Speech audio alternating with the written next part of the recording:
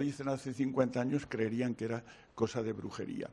Fíjense ustedes si tiene importancia la revolución tecnológica, que hasta hace muy poco tiempo las mujeres veían un ratón y empezaban con pamplinas, con sustos, y ahora todo el día las ejecutivas tienen el ratón en la mano y no les importa. Otro de los aspectos más relevantes para mí ha sido la referencia a las redes sociales. Por los periódicos hemos visto que las redes sociales tenían un ámbito nacional. Empezaron con las primaveras árabes, localizadas en sus respectivos países. En España tuvimos los indignados de la Puerta del Sol, en algún otro país europeo hubo también indignados, pero todo era un ambiente localista, de ámbito nacional en tal caso. Y lo importante del libro de Jesús es que propicia unas redes sociales que aglutinen las protestas de individuos de muchos países, de Estados Unidos, de Inglaterra, de Francia, de Alemania, de España, etcétera, etcétera. A mí esto me parece importantísimo y creo que sería interesante que aconteciese de verdad en la realidad para acabar con los abusos a que ha conducido la especulación.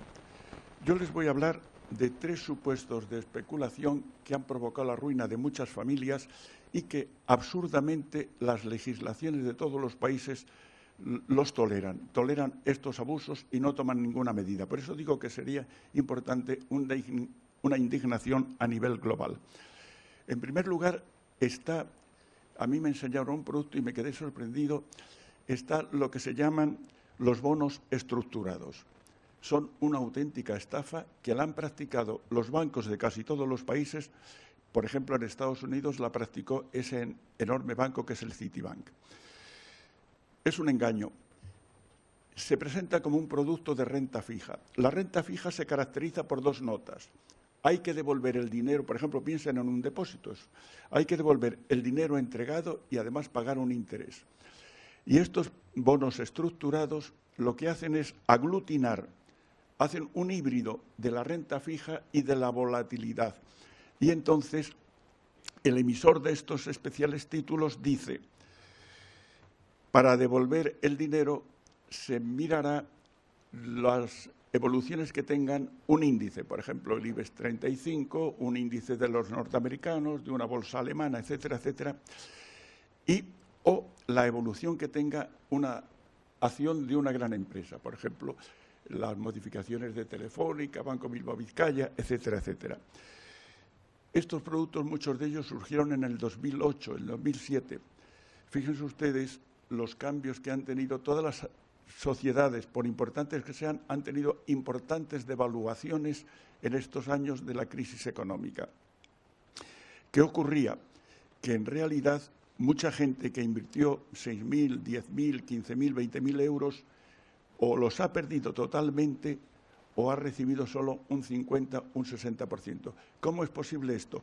Porque en vez de devolver íntegramente la cantidad entregada, hacían referencia a la acción, por ejemplo, de Telefónica. La acción de Telefónica se devolvió un 50%. Entonces, solo devolvían al impositor el 50% del dinero que había entregado. Pero lo absurdo es que el emisor recibía la totalidad del depósito y se quedaba con él. Es decir, si alguien ha perdido el 50% de su inversión, se lo ha quedado el que emitió el título. Esto es verdaderamente, es impresionante, es una estafa porque sería admisible si hubiese correlación entre las posiciones de las partes. Es decir, si estas entidades hubiesen adquirido esos títulos a los que hacen referencia, pero no los compran. Ninguno de estos emisores compró ni acciones de Telefónica, ni acciones del Bilbao Vizcaya, de ninguna, ni del Citibank, de ninguno. Simplemente hacían referencia a un índice y la volatilidad era exclusivamente para el pequeño inversor. Ellos no arriesgaban nada. Lo único que arriesgaban, el engaño consistía en decir que el interés, si el interés que había, por ejemplo, en un país era un 3%, ellos ofrecían un 5%. Una diferencia de un 2% que a la mayoría de la gente le podía resultar interesante creyendo que estaba suscribiendo renta fija.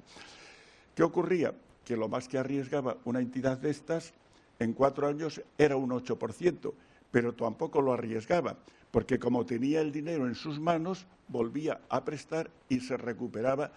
Es decir, han cogido inmensas cantidades de dinero, arruinando a mucha gente, y las legislaciones de los países no ponen coto a esto, que es una auténtica estafa. Por eso decía yo que una indignación a nivel mundial sería interesante. Otro supuesto verdaderamente asombroso es el de los títulos hipotecarios. En derecho romano se inventó la hipoteca. La hipoteca, como todos ustedes saben, por ejemplo, queremos que nos den un préstamo a un banco e hipotecamos nuestro piso. Piensen ustedes, por ejemplo, que todos los que estamos en esta sala solicitásemos a un banco un préstamo para comprar una vivienda. Supongamos que, un ejemplo fácil, que el banco invirtiese 500 millones de euros en financiarnos a todos nosotros para comprar un piso. Bien, ¿qué ocurriría? En la hipoteca clásica, el banco tardaría 30 años o 20, según el calendario que hubiese establecido, en recuperar este dinero. Se lucraría con los intereses que nos va a cobrar, pero no dispondría de este dinero. ¿Qué ha ocurrido? Con los títulos hipotecarios aparece una cosa de magia. Al día siguiente vuelve a tener el mismo dinero. ¿Cómo es esto? Porque emite unos títulos que dice, con garantía de estas hipotecas que todas las personas que hay aquí han constituido, emite unos bonos y al día siguiente vuelve a tener los 500 millones de pesetas. Y si luego emite unas cédulas hipotecarias o unas participaciones hipotecarias, vuelve a ocurrir lo mismo. Hay unos pequeños topes legales y resulta que alguien que ha entregado su dinero vuelve a tener un dinero del que ya tendría que esperar años y años para recuperar. Claro, todas estas cosas, si la economía va bien, no pasa nada. Pero en cuanto empieza a haber dificultades, que alguien no puede restituir el préstamo hipotecario y la entidad no puede devolver tampoco los bonos que están asentados en que recuperará el dinero que prestó, pues vienen las crisis y los problemas que estamos viendo.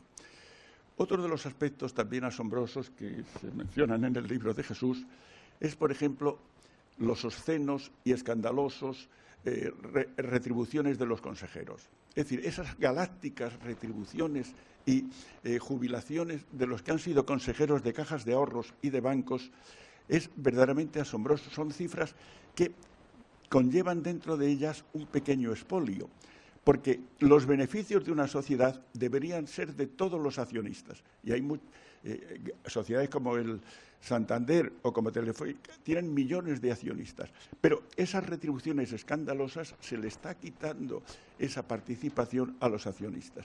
Hay verdaderamente cosas escandalosas. Y luego, por ejemplo, se dice, hay las auditorías. Miren, no seamos ingenuos. ¿Qué pasa con las auditorías?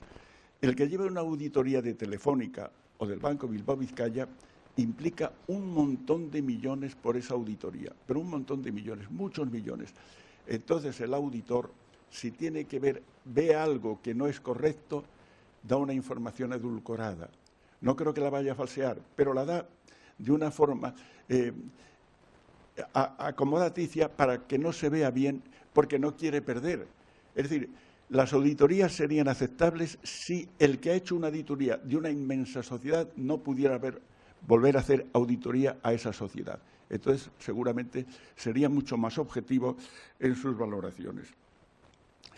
¿Qué ha pasado? Pues que los reguladores no han regulado, ni en España, ni en Estados Unidos, ni en Alemania, ni en ningún sitio. No han regulado. Porque la Ley del Mercado Hipotecario de 1981 establece un cuadro de sanciones, infracciones leves, infracciones graves e infracciones muy graves. Si esta legislación se hubiera aplicado, evidentemente muchos escándalos de las cajas de ahorro no se habrían producido. Pero esta normativa era letra muerta que no se aplicaba. Por eso yo creo que la solución tendría que ser distinta. Yo estuve, claro, no puede ser un sistema de dirigismo estatal.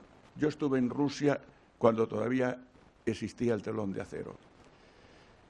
La gente vivía con tremendas carencias, vivían pobremente, solo vivían bien los 15 millones de comunistas afiliados al partido, los que eran miembros de la nomenclatura y las altas jerarquías militares. La demás gente vivía con muchas carencias. Por si aquello era una cosa aislada, pues recorrí todos los países que estaban bajo el telón de acero. La antigua Yugoslavia, Hungría, Bulgaria, Polonia, Checoslovaquia, etc.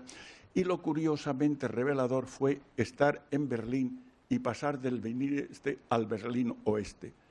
La diferencia era como de la noche al día.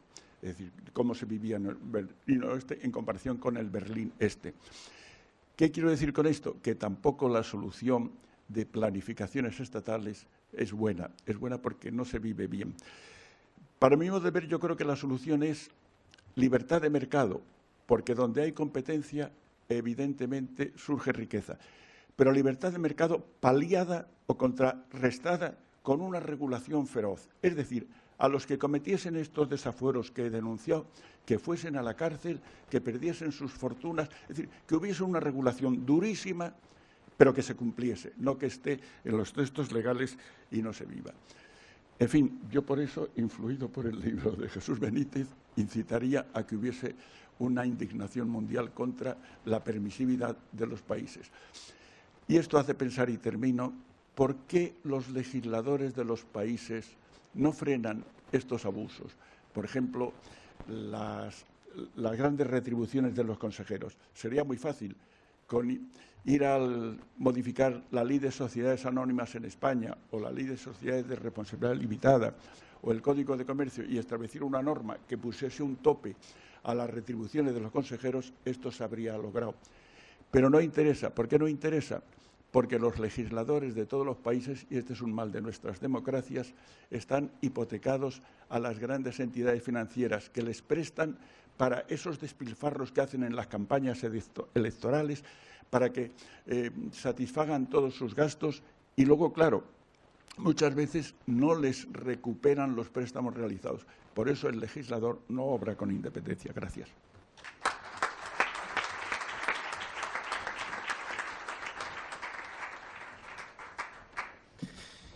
Muchas gracias, José Menéndez. Bueno, ya han comprobado ustedes que utiliza la Atril porque, además de ser un magnífico orador, es un gran seductor. Y me dice que desde aquí es una atalaya desde la que domina el auditorio y así puede establecer una interacción con las personas que de alguna forma apoyan su discurso. Gracias, José. No hemos hecho publicidad de tu siguiente libro, no hemos dicho el título, ¿eh?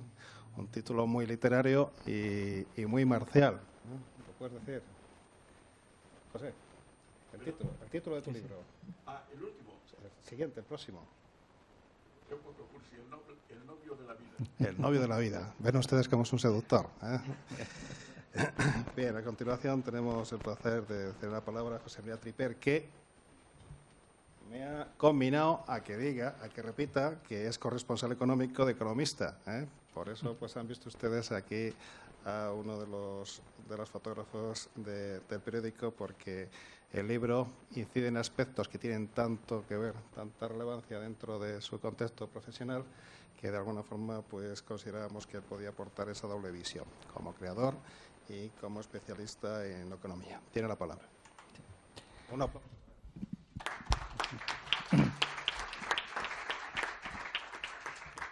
Bueno, yo antes de hablar del libro y después de escuchar al profesor Menéndez, lo que me atrevería a aconsejaros es que tengáis el menor trato posible con los bancos.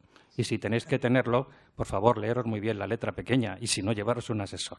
Yo lo voy a hacer a partir de ahora. Bueno, entrando ya en el libro, lo primero, yo nunca, he hecho varias presentaciones que me ha encargado Basilio de otros autores. No había presentado nunca a Jesús Benítez, no lo conocía, pero lo primero quiero es